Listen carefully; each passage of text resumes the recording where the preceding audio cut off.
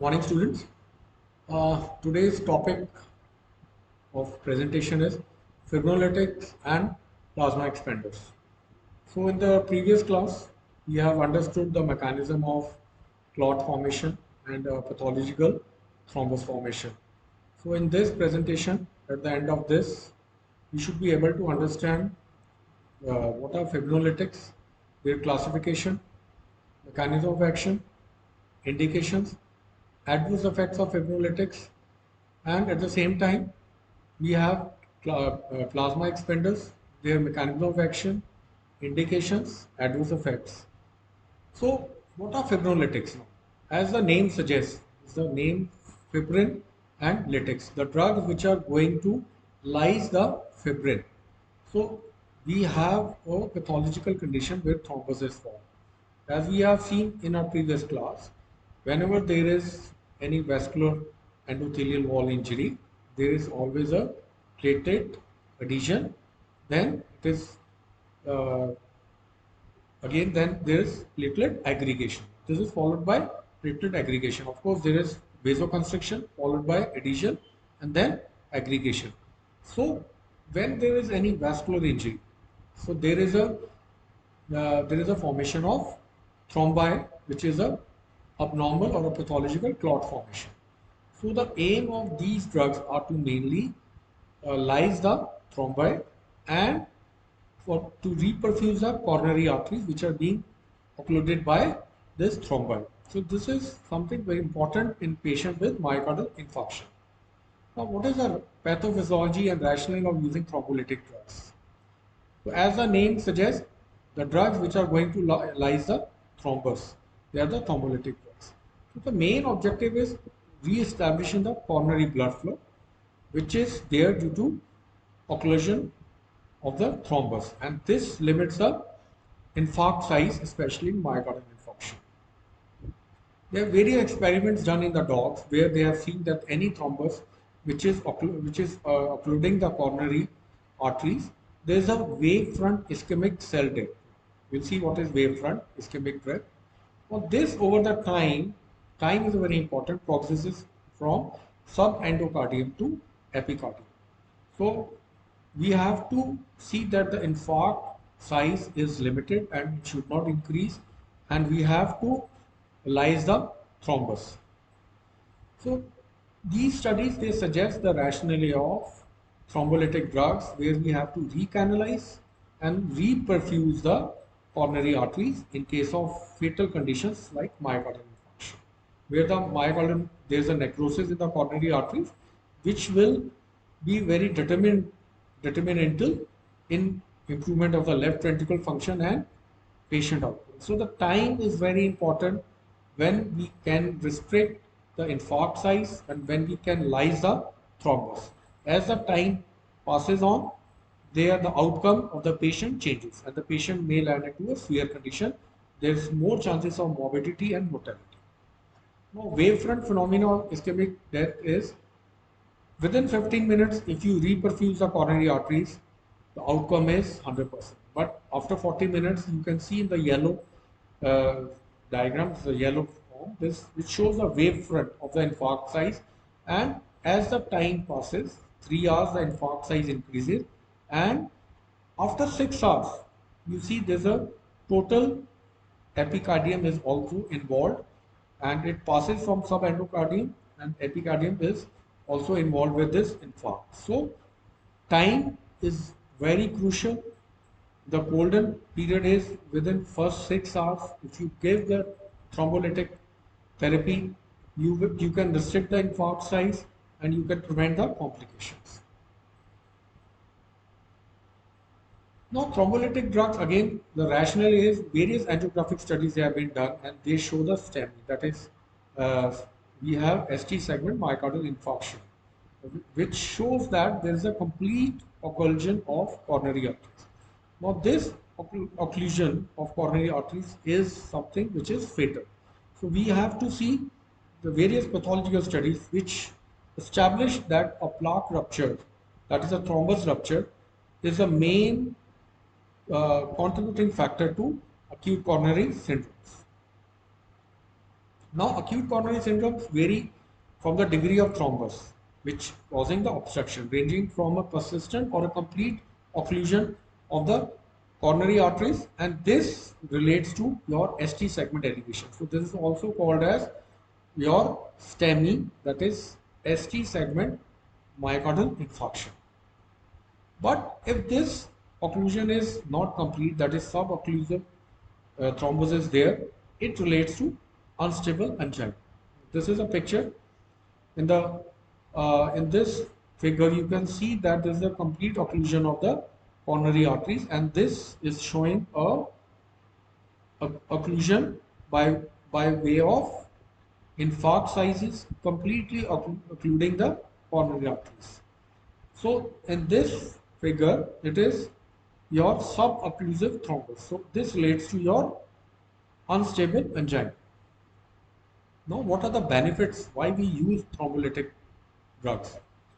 Various clinical trials, they have established the benefit of thrombolytic therapy as early as within 6 hours and not more than 12 hours in cases of acute myocardial infarction associated with ST segment elevation. Because the complication of acute MI is stroke, and this is a fatal clinical situation. So it is being documented that rapid initiation of thrombolytic therapy is very important to optimize the patient outcome in terms of morbidity and mortality. And it is seen that an additional 1 hour, if it is lost in starting the thrombolytic therapy, it will relate to corresponding mortality, say about 0.1 to 1% increase in mortality. So the every hour we are losing, the patient also. So the mortality also increases if we are not starting the thrombolytic therapy within a time, say about in 30 minutes, 1 hour, and not more than 6 hours. So maximum it should be between 6 hours and not more than 12 hours. Now different drugs that causes the lysis of fibrin. As we know, fibrin is nothing but it is an insoluble product. So our main objective is to convert or lyse this fibrin into a soluble fibrin degradation products, and this takes place in the presence of certain enzymes, and there are certain drugs which causes fibrinolysis. We have fibrin selective drugs, altiplase, that is recombinant plasminogen activator, then reltiplase, recombinant pro-urokinase, then the non-fibrin selective, we have streptokinase, then anistaplase. Anistaplase is N-isolated plasminogen streptokinase activator complex. Now, fibrin selective and non-fibrin selective is very important because the drugs which are only targeting the plasminogen bound with the fibrin. Now, plasminogen is mainly present in two forms, free form and it is bound form. The free form is present in the blood and the bound form is bound with the fibrin. Now, the drugs which selectively target the plasminogen which is bound with fibrin is fibrin selective drugs. Now, why? Because plasminogen is very important, because plasminogen gets converted into plasmin, and this plasmin is responsible for lysis of the thrombus or fibrin. And how this plasminogen is activated? Plasminogen is activated due to the presence of tissue plasminogen activator. This tissue plasminogen activator gets activated whenever there is any stasis or injury in the vascular endothelium. So the bottom line is any vascular injury in the endothelium which leads to stasis, which will activate the tissue plasminogen activators and other factors like calcarine or factor 12A. Now these three things, tissue plasminogen activator, calcarine and factor 12A, will cause the conversion of plasminogen to plasmin. Now the drugs which act on the activated plasminogen which is bound with fibrin are altiplase and reltiplase. The drugs which are non-fibrin selective, which the plasminogen which is circulating in the blood, are streptokinase. Now these are streptokinase and any step-place. So these drugs, non-fibrin selective drugs, are prone to cause hemorrhage because they are targeting the unbound plasminogen also. And urokinase is another non-fibrin selective. Now, how these drugs promote fibrinolysis? As we have mentioned, that plasminogen is bound in with the fibrin, and it is present in the free form in the blood also. So thrombolytic drugs, they act in this step. It can act on the plasminogen in the blood like non-fibrin selective thrombolytic drugs like streptokinase, urokinase, and any steplase, and other group of drugs which are fibrin selective, which are totally targeting the plasminogen bind, which is bound with fibrin, and these are alteplase or pro-urokinase. Why this is important? Because the drugs which are non-fibrin selective are going to cause increase the thrombin time, and they will cause bleeding. Whereas the drugs which are selectively binding with the fibrin in the thrombus are less chances of causing bleeding. So the main objective of these group of drugs is to convert fibrin into fibrin degradation products. So because it's a poly chain, it's a when fibrin is insoluble product when it is formed. So we want to lyse this fibrin into different degradation products so that the clot is dissolved. So the objective is dissolution of the clot. So the non-selective one, they also target the other clotting factors and proteins in the blood. That is why these other clotting factors are also being inhibited, and this leads to more chances of bleeding. So mechanism of action of thrombolytic drugs are a common mechanism, as I mentioned, converting the proenzyme plasminogen to active enzyme plasmin, and this plasmin lyses the fibrin which is bound with the clot. So plasminogen is converted into plasmin by cleaving the peptide bond in the plasmin. So this plasmin, it has got a two-chain polypeptide when it gets broken down by the plasminogen, and this is non-specific. It can act on fibrin as well as an fibrinogen in the blood. So when it is causing an action in the blood, it leads to inhibition of all the clotting factors, and bleeding chances are more.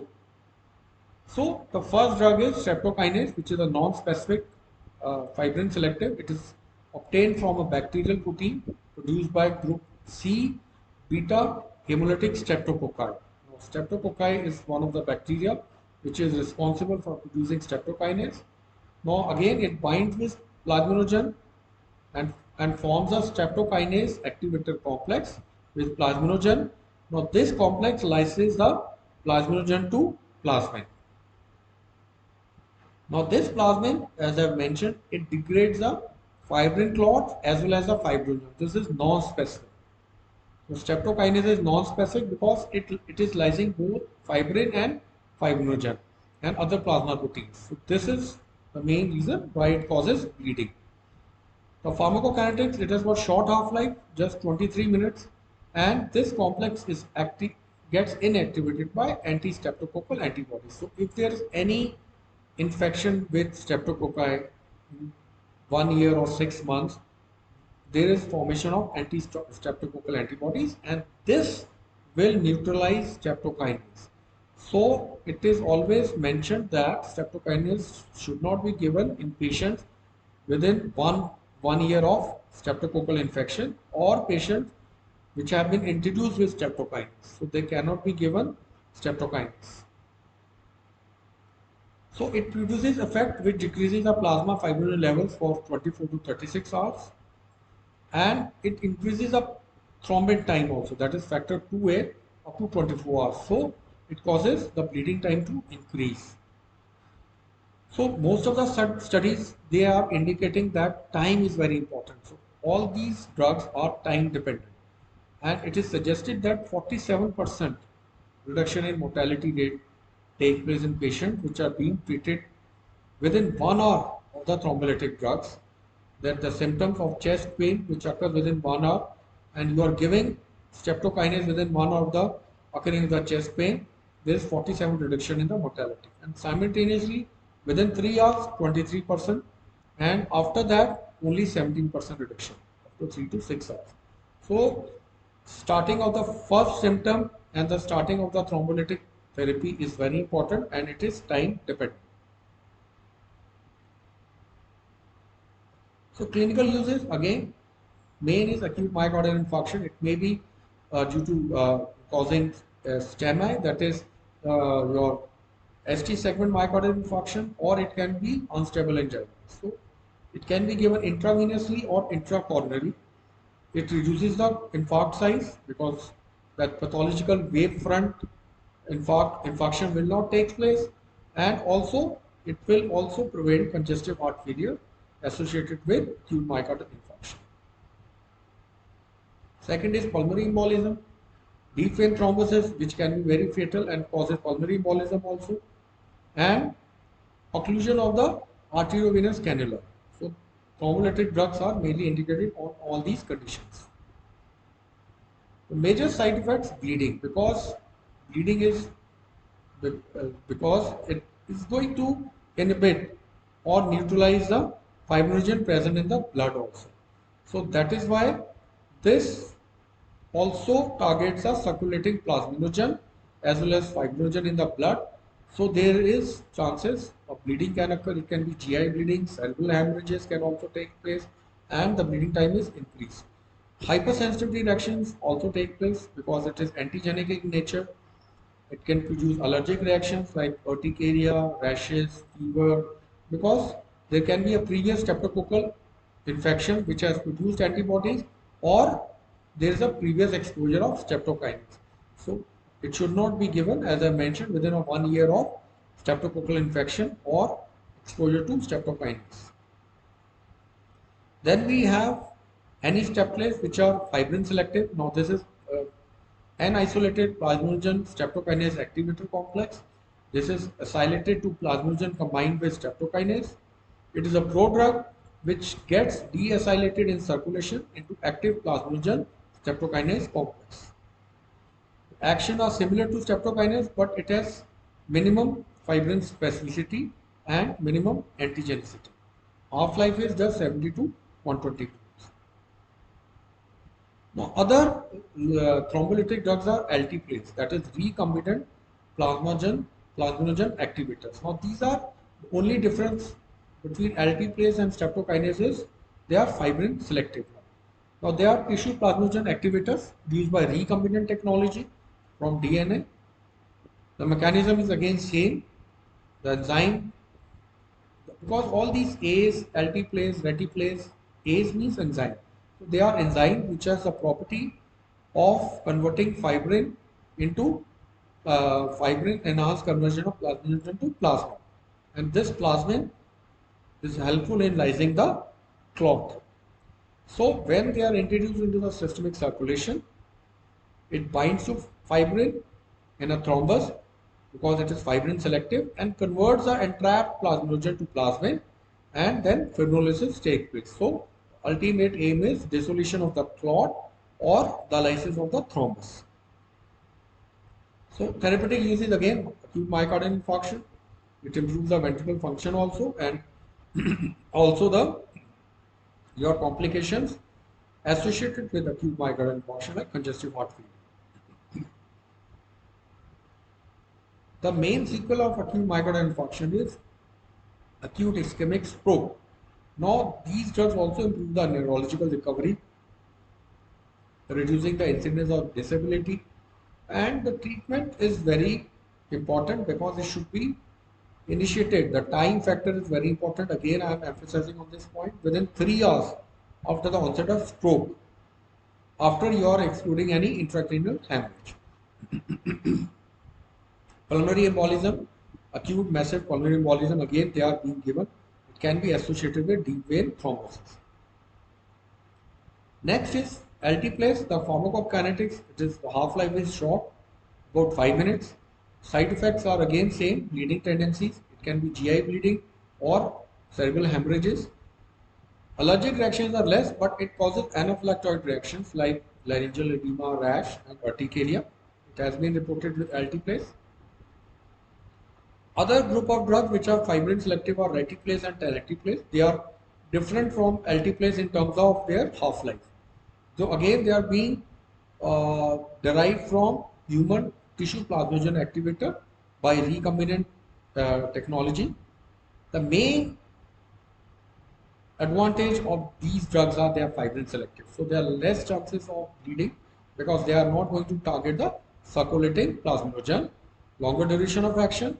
Again, tenecteplase is again genetically modified tissue plasminogen activator, and it is more fibrin selective and longer duration of action than altiplase. So the main lines or the main objective would be their time of their duration of action and whether they are fibrin selective or not, and then we differentiate these type of drugs.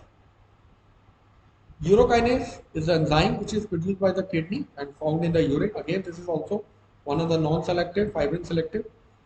Then it is mainly used in the low molecular weight form of urokinase, and it is obtained from human neonatal kidney cells which are grown on tissue culture, and it acts on the endogenous fibrinolytic system because it activates the fibrinolytic system and converts the plasminogen to enzyme plasmin, which again degrades the fibrin clots as well as the fibrinogen. So it is non-selective in nature.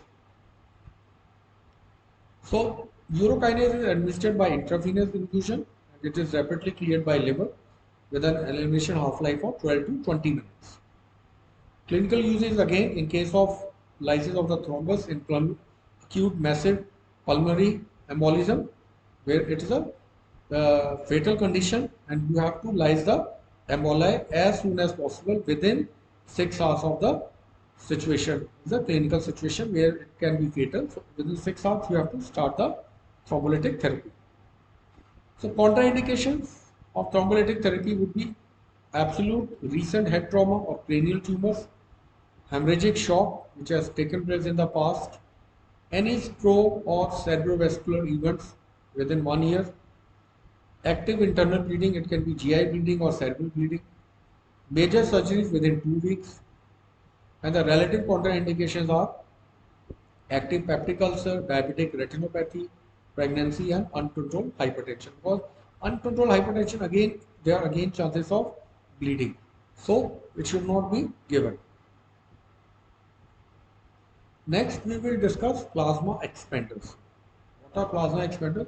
Plasma expanders are the agents which have got high molecular weight, and they are used to boost the plasma volume by increasing the osmotic pressure. Now, these drugs are used in patients who have suffered hemorrhagic shock. Now, hemorrhagic shock, there is loss of fluid and loss of blood. So, they are used to replace the lost blood, which can be due to extreme trauma and surgery, and they correct the hypovolemia. So, the hypovolemia is corrected by giving high molecular weight fluids, and if there is blood or plasma loss, subsequently plasma or blood are given. Now there are hypertonic fluids that expand the circulating blood volume more than the isotonic fluids. Typically we use colloid solutions as well as the hypertonic crystalloid solutions are also used for short-term expansion of the plasma. Now the different types of plasma expanders, there are two types, crystalloids and colloids. Crystalloids are aqueous solution of mineral salts and other water soluble molecules, like we use normal saline, dextrose and Ringer solution. It is used in hypovolemic shock. Colloids are large insoluble molecules like dextrin, hemoalbumin, gelatin and blood. So blood itself is used in case of hemorrhagic shock, which is associated with blood loss. Gelatins are polypeptides produced by hydrolysis of bovine collagen, and further modification of gelatins are gelatin based or succinylated gelatins and oxyphenyl gelatins. They are all pyrogen and preservative free, and severe anaphylactoid reactions they may take place with urea linked solutions as compared with succinylated preparations. Then we have protein colloids albumin. Albumin is a naturally occurring plasma protein. We have human albumin solution, which contains 96% of the albumin, or we have purified protein fraction, which contains 83% of the albumin, and remainder we have globulin. Now, albumin is derived from the pooled human plasma, serum or normal placentas, and then it is sterilized by heating and ultrafiltration to prevent disease transmission. The main side effects of human albumin solution are very rare, and the incidence of anaphylactoid reaction is very less, approximately 1 in 1000. So this all concludes the class on plasma expanders and fibrinolytic drugs. Thank you.